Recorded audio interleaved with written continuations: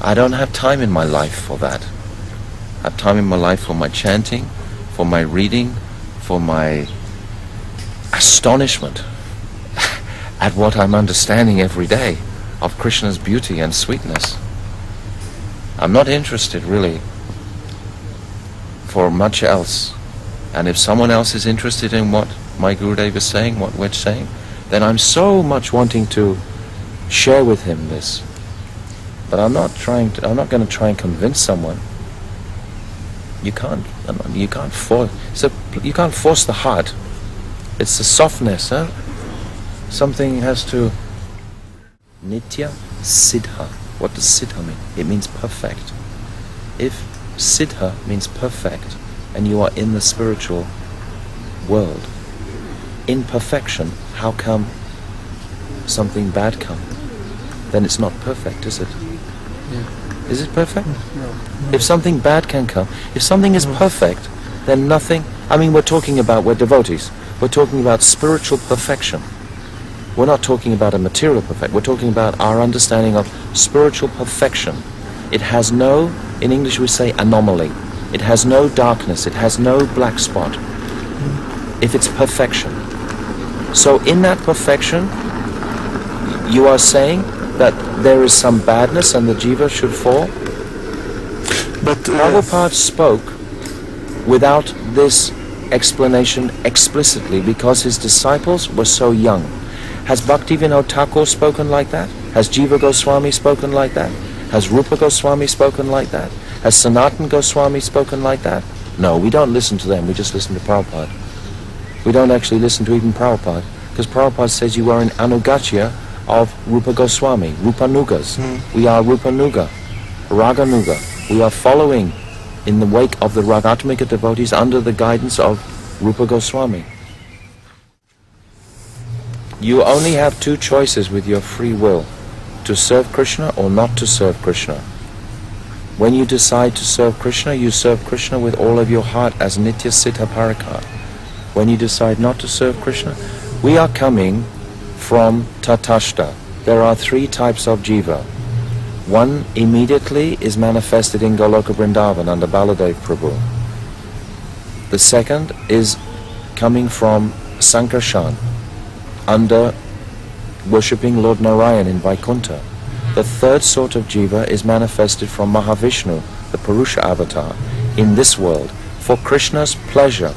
Krishna has arranged it like this. Krishna is all compassion, he is all mercy. Where can he show compassion? In the spiritual world.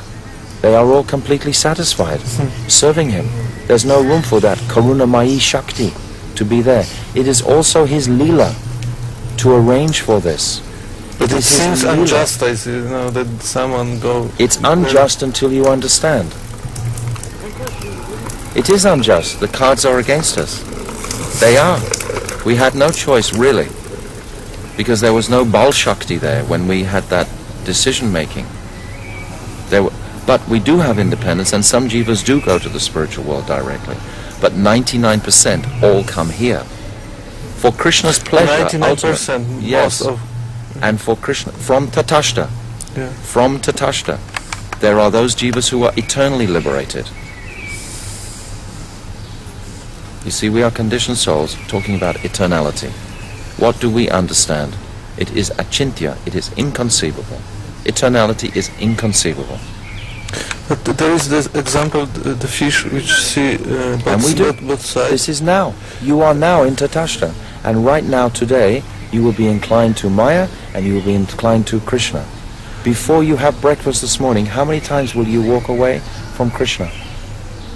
Yeah. How many times will you turn away? That's called Tatashta. We are marginal nature. Now. This is not it's not a historic thing. This is not a geographical place? Or this is not the at nature? all, not at all. It's our nature. There's no place on that map I made, that Maya map. It doesn't have Tatashta region. There's no such place. It's a state of consciousness. Oh. We are marginal energy. Yes, yes, yes. But it's now. We walk in Tatashta. It's not some historical event that I made the choice. Prabhu, how many times will you make a choice today yourself? Before breakfast, how many times will you make a choice? Many. Many, yes. This is called Tatashta. So, If we think, I made the wrong decision in some historical context, then for heaven's sake, make the right decision now.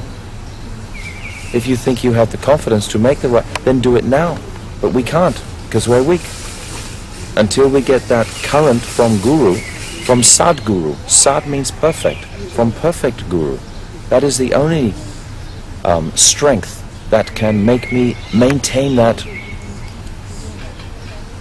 pure vision. But in this example, it is said that Jiva can see spiritual world and material world. Yes. But now we don't see spiritual world. Yes, you do. Really? Yes, you do. When you see Gurudev, when you see devotees, when you see Vaishnavas, you see your degree, your adhikara vision, but it's not material, is it? All devotees have broken the boundaries of their consciousness. They know this world is not real. They know they have had many births.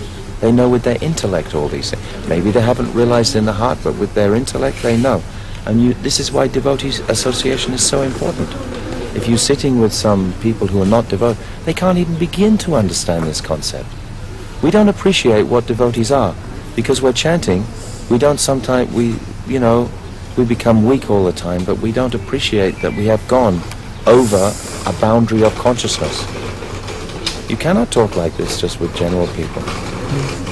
They think the most important thing is to be happy in this world. Devotees don't think that. They might want that, but they know with the philosophy that this has no, reality to it. Happiness and distress, Matra Spashas the Kunteya, they just come like seasonal changes. So we can say that we start to see this both sides. There was no moment in which we can say that this was There was a moment. There was a moment also. But that moment is inconceivable. And this conversation will go on for 100 years. Because this year you will understand so much. And again some questions will come. And next year you will understand more. Because it's a growing conception of comprehension, of understanding. We cannot ever understand it until we understand the nature of my eternality. And when I understand the eternal nature of my soul, it's like a dream. You wake up, and then you can understand my spiritual identity, the reality of that, and that I was in a dream. It passes. But when I reach that stage, I never come back. This, at some point, you just have to accept. There's no excuse. You can't get out of it by saying but. Usually what the jiva wants, you see, in these discussions, they want to capture it in a box. And then they think, yes, I've understood it, now it's in my pocket. But it's not like that. It's an inconceivable comprehension. You cannot understand it. With the conditioned mind, when you're understanding that your soul, then perhaps we can, of course then we will understand. This is a boring topic. Really, I've been preaching this particular thing for 3-4 years, and I must have come in front of 500 different audiences, and always so many objections coming, because there's always one person who just wants to grab it and try and understand it. So, all these questions keep coming, but there's no answer. There's no answer at the end of the day. The answer is bow your head and shut up and accept. If I come to your house, Prabhu, in Warsaw, and you have painted the walls blue, but I come and I say, why didn't you paint green? I much like green. It's your house. You paint what you like. Krishna can make the world how he wants. We are so puffed up and proud, we should think that the arrangement should be like I planned it. Like I don't think I should suffer in the material world. Therefore I look for some reason why. Krishna arranged it like this. It's his trip. It's not mine. Why don't I show a little respect to him? Why I'm trying to put my conception there, more than accepting his arrangement. Do you understand what I'm saying? Yes, I understand. This is our disease of wanting to control Krishna. Oh, give me my daily bread. Oh, I'm suffering, Krishna, help me. Krishna, you're my servant. Come now. Serve me.